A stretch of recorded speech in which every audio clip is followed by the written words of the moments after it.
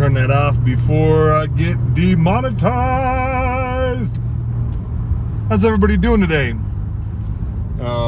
I've got a gift box from our friends over at Haltech. I'm super stoked.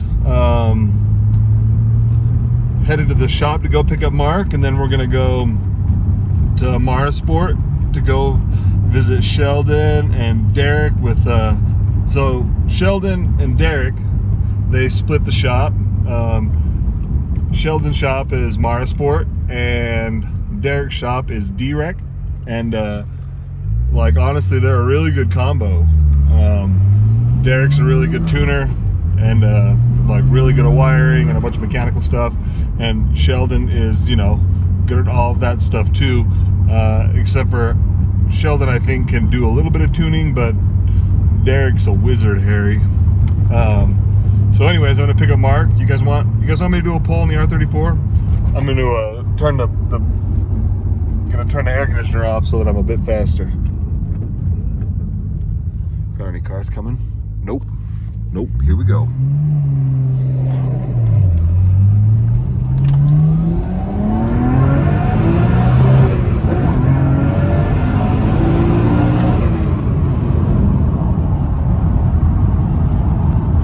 It's not stupid fast, but it's not slow either.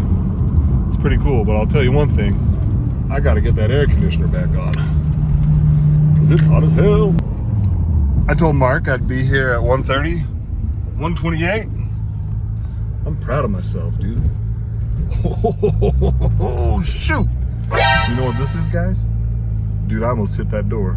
That would have sucked. You know what this is? This Portacool. Ooh, it's supposed to be like 100 degrees coming up here. So this Portacool came in clutch. I don't want to tell you how we got it. It's not shady, but somebody might get in trouble. Not us, the person that sold it to us. Hoo-wee! Look at this freaking Portacool, bro.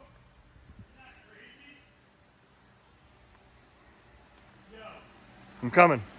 It gets so hot in this shop. I was telling him it's supposed to be like 100 and change, like coming up. Yeah, the Napa guy hit me with like the best sales pitch ever yesterday. All right, I didn't know if we were able to talk about that, so I was like, we got it. It's not sketchy, but. Napa guy called me and he's like, hey Mark, you checked the weather report this week? And I was like, nope. He's like, better check it. And I was like, holy crap, that's hot. He's like, yep, got some Portacools on sale right now. And I was like, I'll take one. That's all we needed, dude. Slide seals, SRT time is like 8 hours. Sam did a slide seal today in like 2 hours.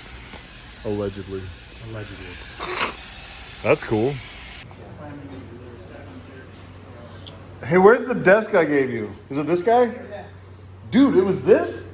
I didn't realize it was such a big desk. That's cool. Yeah, it's dope. It's funny because my brother was making fun of me. Mm-hmm. He's all, hey, because I had that little desk. Mm-hmm. He's like, oh, look at this nice desk. And he came in one day and he was like, what's that? And I was like, what, this whole thing? Because he has the pictures of All right, we're down here at Marra Sport / Dwreck. For being a brand new shop, this has some of the coolest cars. Yeah. It's funny how fast it filled up. Now we're like, how do we get the other unit too? Yeah. You got this really slow Corvette. Yeah, it's super slow. Like tragically slow. Yeah. He just runs slicks and a parachute is a flex. Yeah. You know?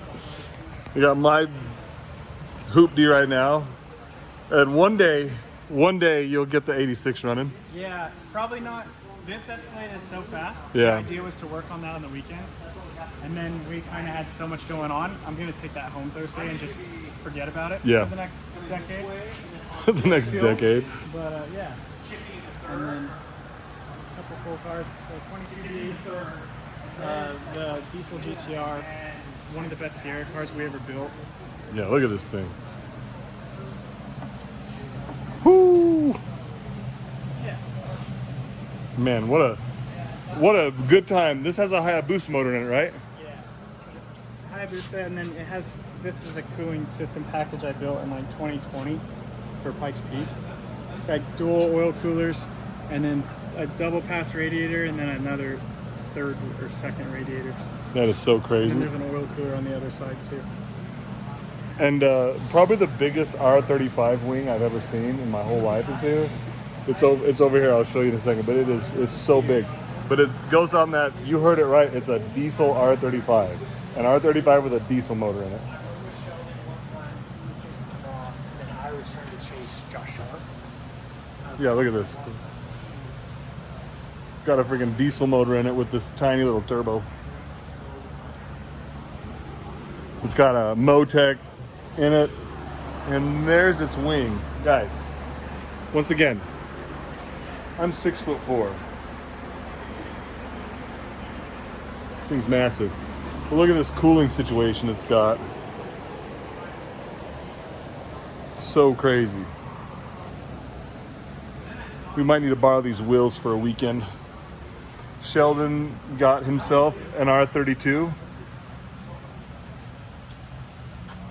Sheldon, did this come with these wheels, or did you steal these from me? Yeah. Yeah. I've got those ones on the 33 right now. Oh, you did? Yeah. Yeah, it came with them. Putting a cage in this old thing. And yeah, it's basically stock. It's got 2 air conditioners and no floor, but it's getting this cage, and these have an aluminum chassis, so you have to weld all these in. What did Jerry? Surprise sticker from Jerry. I definitely did put that on there. I'm gonna go out. My R34 is gonna have one on it. I know. Or a cat. A cat sticker. Ooh, I love a cat. So we got a little gift package from Haltech. This is for the black car. You want to explain what it is? Yeah, so this is a R5 flying lead. Ours was a little bit rough, and for me to go through and fix it didn't really make any sense, but Haltech offered us a new one, so we have a fresh start for the black 32. Look at this. Look at all these wires, dude. Beautiful tough steel wire, perfect connectors, fresh start. Yeah, and between this and we're gonna have the fuel system here pretty quick. Like the fuel system from Aftermarket Industries is actually, I think, gonna be really, really cool.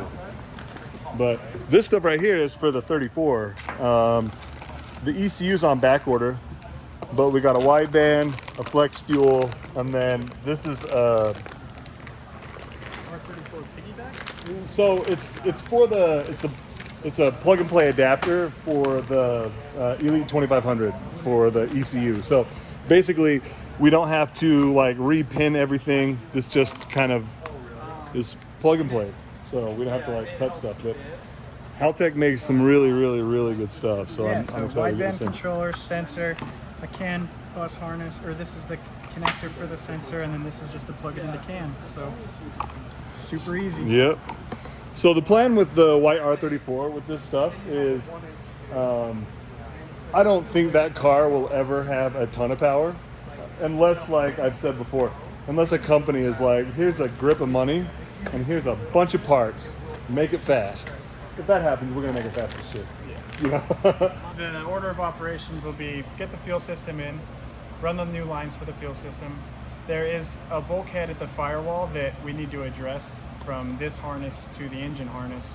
We also don't know the state of the engine harness. Yeah. We might just have to clean it up a little, make sure that it's good. I know that they didn't use the shielding on some of the cam and crank sensors. Yeah, But we can fix that. yeah, and it's a wiring specialties Engine harness. Right. Yeah, so So it may be good. We just have to make it serviceable and like make sure it's Yeah. operating. But then we should be able to get the car running because ultimately we need to know if the engine's good. yeah. So, And we've also got some Fortunato 500s that we're going to be installing. Probably as soon as we can get it running, we need to do a video for Fortunato. I have an idea for that. We'll talk about that off camera so you guys can see. But anyways, once again, we're always stoked to come out and see Sheldon because between these two right here, you got like diesel R35s. Like, what even made them be like, you know what, let's put a diesel in this? Dude, so this is a long story, but this is the old Cobb R35. So this car was purchased by Marra Sport They ran it, campaigned it at Pikes Peak for a couple of years, went to Super Lap a couple times, and then realized they needed a fresh chassis, a fresh start, so they built Sydney, the Life Motorsport GTR. That car went to Australia for a couple of years. Is that when you went to Australia? Did you go to Australia with it? 2019. So then it got the record at Road Atlanta, Coda, and Buttonwillow. And so they had this shell laying around, and we had a client, the owner of Riff Raff Diesel, who wanted to go compete in Pikes Peak. But we already knew the R35 chassis so well, and we had this car. We measured out the 6.0 POWERSTROKE, and then it fit. So then that whole entire thing started. It fits. Barely fits. It's very it's incredibly difficult to get the valve covers off, but they're pretty stout engines. They don't really have problems. Just once you've gotten rid of the failure points that happen in the trucks, they're absolute tanks. So it doesn't really have to come out much anyway. But yeah, it's this thing's wild. So, are you able to discuss like how much power it makes? Derek would be better. He probably knows. I've been told it. I just don't remember. Derek, how much power does this make? Without nitrous, he said that should make 1200 on the old turbo. This has a newer turbo, so he said he didn't know. But then 1200 horsepower, but what's the torque number on that? it was almost 2000. Yeah, 18 something. Yeah. 1800 pound-feet of torque, just a little bit. Yeah. So, You know, just in case you need to tow your tow rig. Yeah.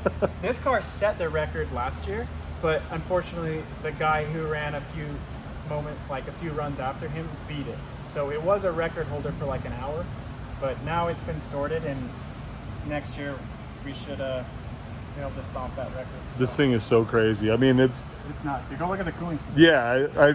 Will you come and just talk about it briefly? Yeah, you have to have Derek. Derek, come and talk about this cooling situation because there is so much going on back here. It's also got a really small fuel tank. Yeah. Just So, kidding. the stock fuel tank's actually a water tank. So that side of the water tank's for the intercooler. This side of the water tank's for the Laminova oil coolers. So this radiator does like the Laminova oil coolers for the trans and engine. This radiator does the air to water intercooler. And then the front radiator and this radiator do the engine. And then yeah, it has two air to liquid oil coolers plus two Laminova oil coolers, and then a transmissions is Laminova trans cooler. That is so And crazy. like 4 water pumps. Yeah. It's funny these look like little turbos, but this is crazy. It's funny like when you think you've got like an extreme build with my like R32 back there, and just like 4 cars down is a way more extreme GTR than my black one. Like this is crazy. Yeah, and you have 1 PDM. This has 3. Just to run all that stuff. So like, yeah, 3 PDMs and 2 Motec expansion packs for the data logging for the dash. That is so crazy. Yeah, this thing's nuts. The shop looks a little different than the last video you did. Yeah, We're dude. literally sitting on stools in front of one car. Yeah. It happened fast. Yeah, no, it happened real fast, but like, I think Utah's been starved for this. You know, there's some good shops here for sure, but like nothing up in Ogden. You know, you guys are like the oasis in Ogden. Pretty much. So, anyways, thank you guys for tuning in. We'll see you in the next one.